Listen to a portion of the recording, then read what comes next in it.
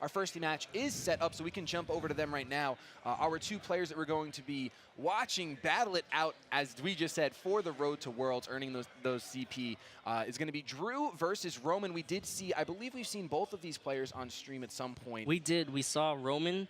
He qualified for the top cut on the last battle. He was the one that ended up knocking out. He was the one that beat the guy with the Nidorino. Yes. Yeah. Yes. Yeah, Steven, I believe. Steven, who was, and 5-2 at the time. Because of his victory, it actually led to a situation where all X and 1s will cut. All players that finish 7 and 1 will cut. No 6 and 2s will cut.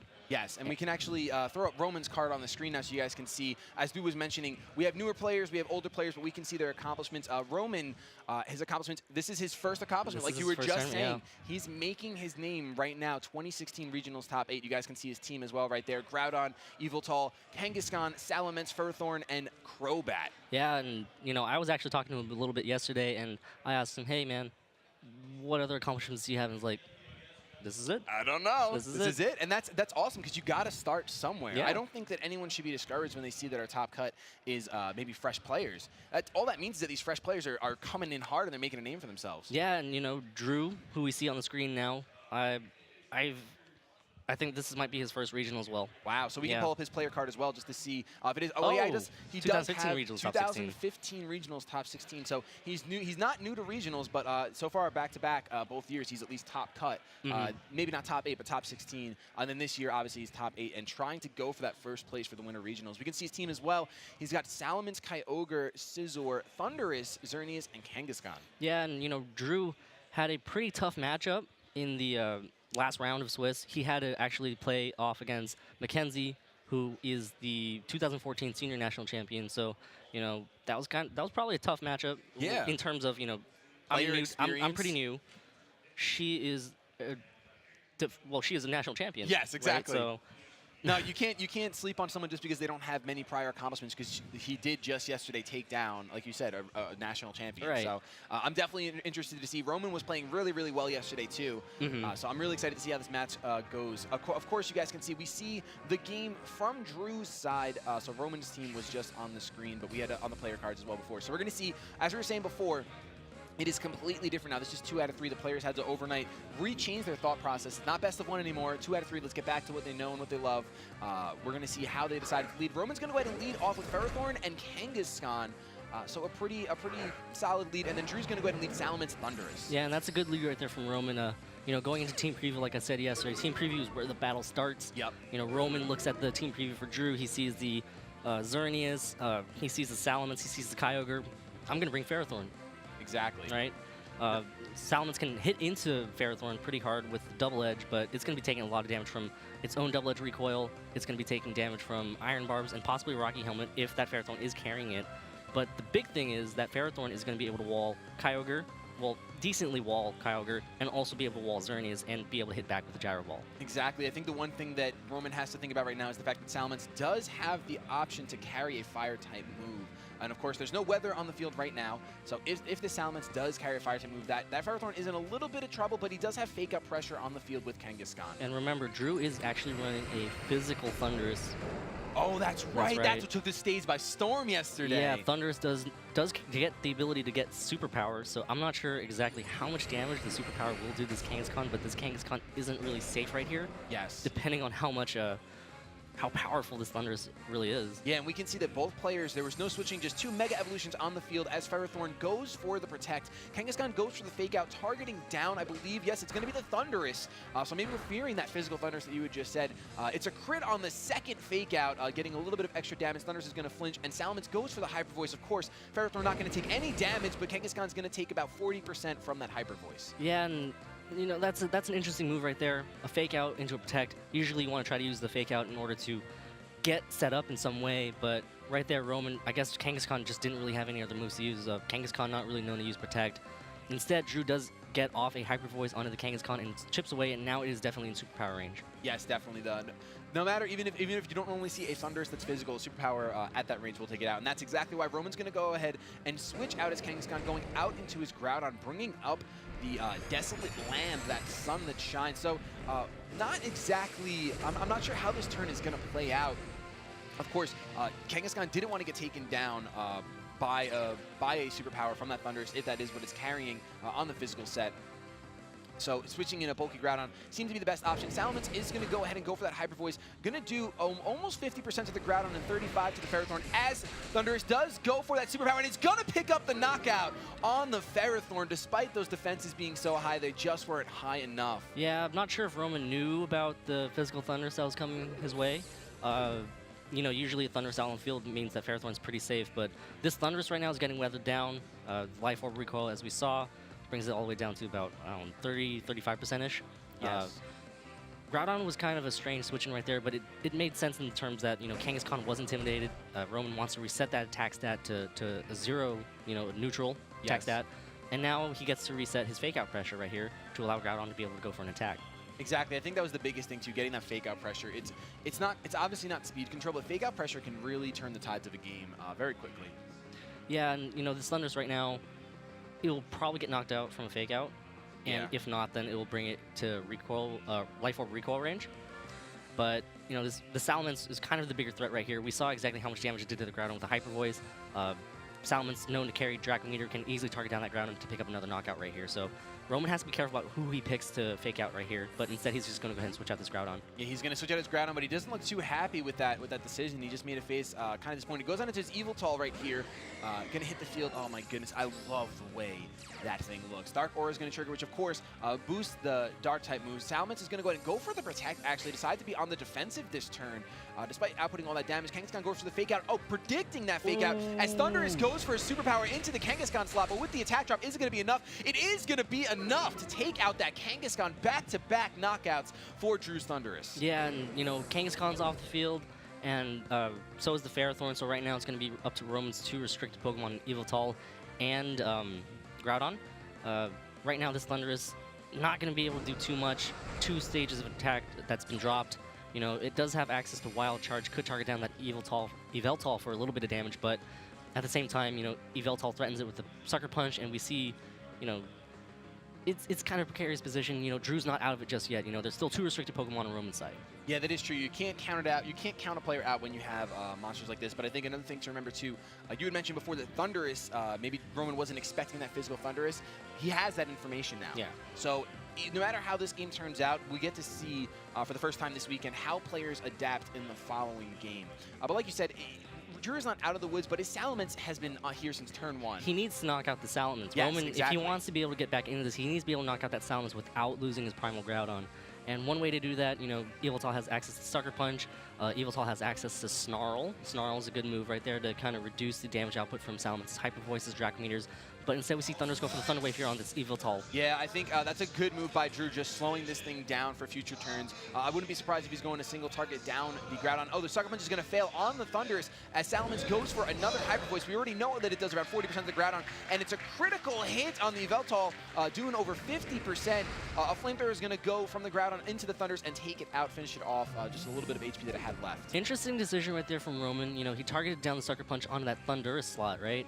Yeah. But then he also targeted it with Flamethrower, so I would have preferred to see Yveltal target down the Salamence with the Sucker Punch, you know, get some damage there, and possibly pick up Knockout with that Dark Aura boosted Sucker Punch next turn. Definitely, especially when Thundurus is a Pokemon, despite seeing all the physical moves, usually does want to carry Thunder Wave thanks to its Prankster ability, allowing it to have priority. So there's always that chance, especially since it was already at -2 attack. It wasn't going to do too much damage, even with a same type attack bonus boosted Wild Charge onto Yveltal. So it's not... And it was definitely, I would have liked Thundurus has a naturally higher, you know, special attack stat than attack stat. So I mean, it made sense in terms that, you know, knock out that Thundurus. And we see how much damage that did to the Salamence. Yeah. I would prefer to see that damage last turn. Absolutely, that would have been a 2-hit KO, no problem. And of course now Drew, you guys saw, sent out his Journeys, but Hyper Voice is going to be able to knock out that Groudon and leave Yveltal on about 2 HP. So that's going to be all she wrote for this one. With the Sunlight fading, Dazzling Gleam from Journeys is going to come out, and that is going to be game 1. Yeah. You know, you can't blame Roman too much. Thundurus did go for a Thunder Wave instead last turn, so, you know, that kind of changes the way how things played out. Definitely. Right. Not to mention, like we had said, he may have not known that Drew was running a physical Thunder. So now he's got to watch out for that superpower. I mean, now he's got to be thinking, well, if he's running superpower, he's probably got that wild charge, and Yveltal's not going to feel too comfortable on the field with that. I mean, it's never really too comfortable on the field with a Thunderous there. But still, it's just something you got to keep an eye out for. Yeah, and one issue right there with that last game, you know, Roman only got to see 3 Pokemon from Drew's side. Yeah. Roman's not going to know exactly what Drew's game plan was for in case that it came down to the last Pokemon. Yeah. And that's always some information that you want to know, because right now, Roman has seen Salamence, Kyogre, and... No, not Kyogre, Thundurus, and Xerneas, right? Yep. And the Ferrothorn came in. That was a good call, in my opinion, to be able to check the Xerneas and check the Kyogre. Yeah. But at the same time, was Kyogre brought? Was Kyogre brought? You don't right? know. You know, it's tough because in this format, you can, if you want to, as a player, assume that your opponent is going to bring both restricted Pokemon. Usually it is the best option, but sometimes, you know, this restricted Pokemon isn't going to be the best in a matchup, right? Correct. We even saw it yesterday a couple times where players didn't bring both restricted Pokemon. In fact, the players are now set up for Game 2, so we can jump over to that. But it definitely, we were talking about how you're fighting for information in Game 1, and as much as Roman got the information in Physical Thundurus, that seemed to be all he really got from that game. He didn't get to see that last Pokemon. Of course, we can see that Drew does have that Scizor. I don't think Scizor is a Pokemon that he would bring to this matchup, considering there's a Ferrothorn and a Salamence. It's not really an optimal Pokemon for sure, so that's kind of off the table right away. Yeah, usually Scizor's going to be there to check Xerneas. Exactly. And we're going to see these leads right now. Looks like Drew's going to go ahead and stick with what works, leads with Salamence and Thundurus. I love the mind game of what you're going to lead with. And Roman's going to go ahead and lead with Kangaskhan Crobat. I think this might be a much better lead for Roman at this point. Yeah, Drew still nodded his head, though, so maybe Drew has something up his sleeve. So we'll have to see what exactly he has planned for this sort of lead. You know, Kangaskhan and Crobat, those are actually not too uncommon Pokemon. So maybe Drew does have a game plan to be able to slow down this Crobat. Crobat, of course, has access to Super Fangs, Taunt. It can do all sorts of support roles, right? Yes. Kangaskhan, of course, provides fake out support. It is intimidated, but at the same time, it's the flinch that it's the flinch that matters. It's the flinch that matters. The damage output is nice, of course, especially coupled with same type attack bonus and parental bond. But it's that flinch. Crobat does have access to Quick Guard too. Could block some possible Thunder Waves if that utility ever needs to come up. Definitely, and we're going to see Kangaskhan just go for the fake out on the Thunders. You can see that's some good damage, like we were just saying, despite being intimidated. As Crobat does go for the Tailwind, like Dweeb was just saying, a lot of support this Pokemon can bring, and that's only one of its tools that it carries around with it. Thunders is going to flinch, and Salamence matches the Tailwind with a Tailwind. Oh my goodness. That's I did not see. Nope, not me. I didn't. Good call right there from Drew to realize he assessed the situation perfectly. You know, he thought Kangaskhan's going to flinch something, Crobat's going to set up Tailwind. I got to keep up. Yep. One thing that I'm not exactly sure who flinched first, Thundurus or Crobat moved. Were you able to pay attention to that? I believe that Crobat actually moved first. Moved first. Okay, so Thundurus was going on the offensive. Yes, wasn't going for a Thunder Wave, I believe. Mm-hmm. So right now, you know, the Salamence under Tailwind is going to be able to outspeed this Kangaskhan, going to be able to get some damage off onto it before it can move. We're going to have to see what Crobat really does here. Crobat, like I said, if Roman is scared of Thunder Wave, then he can Quick Guard to prevent it if Roman does have Quick Guard, or he can go for a Super Fang onto Salamence or Thundurus, whichever one he deems the bigger threat. And we do see the Super Fang here. We actually do see the Super Fang, and it's going to target down the Thundurus here, despite already having some damage on it. Salamence is going to go for the Hyper Voice, which is going to hit both of Roman's Pokemon, doing around 40% to each of them, as Thundurus goes for another Superpower on the Kangaskhan. Is this going to knock it out? I believe it is definitely going to knock it out, as we saw a -1 Thundurus last time take a Kangaskhan out from a similar range. So Roman, once again, losing his Mega. Turn 2 is pretty rough in this format, in any format. Yeah, and right now, well, if he sends an Yveltal, you know, you can Sucker Punch Salamence, but you really want that Super Fang to be able to go first. Yeah. Yeah, you want, because if Super Fang coupled with Sucker Punch is going to be kind of the ticket of what you want. I wouldn't be surprised if we see a Protect Super Fang and let Crobat go down. That might have to be the option. You can also go ahead and target down the Thundurus with a Super Punch, or a Sucker Punch, right? Yeah. Got mixed up right there between Super Power and Sucker Just Punch. combine, dude, new move. Let's talk the game freak right there, Super Punch. You do have to be careful about the Thunder Wave, though, because Thunder Wave can lead to all sorts of things. You know, it's a good form of speed control, and also, you know, the full paralysis chance is a huge thing on that Crobat. You don't want it to be fully paralyzed. Crobats are known to carry Lumberries, though, so possibly that's an out for Roman right here. You're right. Protect the Yveltal, Super Fang that Salamence, and then it puts it in Sucker Punch range. Yeah. Of course, the mind games will continue. I don't want to get too far ahead of the game, but the mind games will continue. Salamence can always opt for a non-offensive move, predicting a Sucker Punch, protect, or switching out. We already saw that it carries Tailwind, so the Tailwind's going to peter out. We're actually going to see the Crobat go for the Quick Guard, so Roman must be predicting a Thunder Wave, but we're not going to see that Thunder Wave. Salamence instead just going to go for a double edge into the Crobat. It's going to be enough to knock it out. Crobat's going to go down. The Quick Guard doesn't seem like it's going to avail too much, because now I'm pretty sure we're going to see a Wild Charge, a -1 attack Wild Charge into the Yveltal. I'm interested to see how much damage this does. It looks like it's going to do 65, 70%, so pretty good damage output. Good damage right there. And good damage, and the recoil, of course, is going to get Thundurus knocked out. And we see the Snarl right now connect onto that Salamence. Yeah, that's very good. Oh my goodness, that damage output. That is the power of same type attack bonus with a Life Orb and the Dark Aura ability.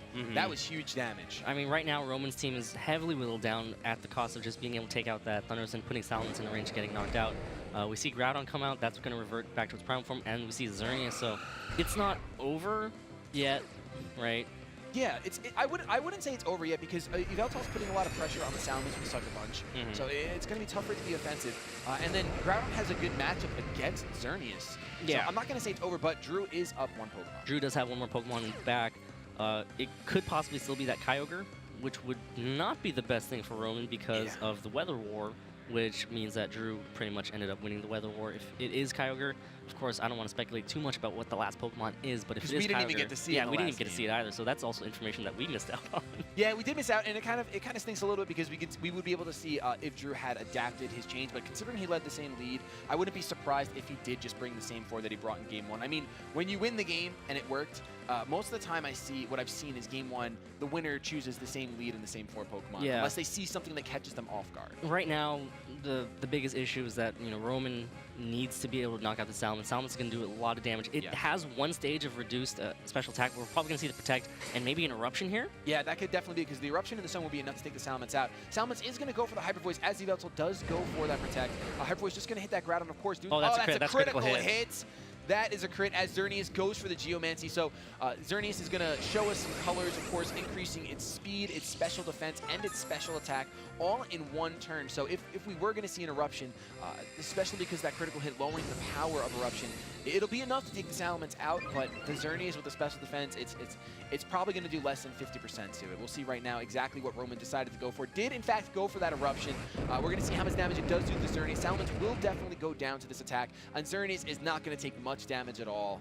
Yeah, Eruption is its base power is actually determined by the remaining hit points left on Groudon.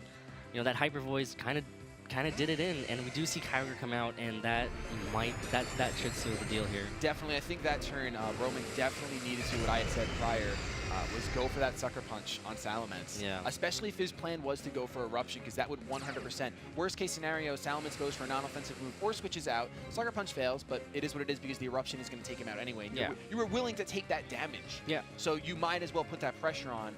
Maybe not expecting Xerneas to go for the Geomancy. Possibly must have been predicting Xerneas to target down the Yveltal. It's a good move right there from Drew to kind of set up his win condition right there. Of course. Okay, I can survive any attack really that gets thrown at me. I resist Sucker Punches, I resist Snarls. I'm just going to go ahead and Geomancy right here just in case something happens. And that was definitely the smartest thing to do. We can see that Sucker Punch does do a little bit of damage to the Xerneas, but a Dazzling Gleam +2 is going to be enough, despite the resistance, able to take out both of Roman's Pokemon. You guys can hear the crowd clapping. Both players shook hands, and Drew is going to move on to top 4.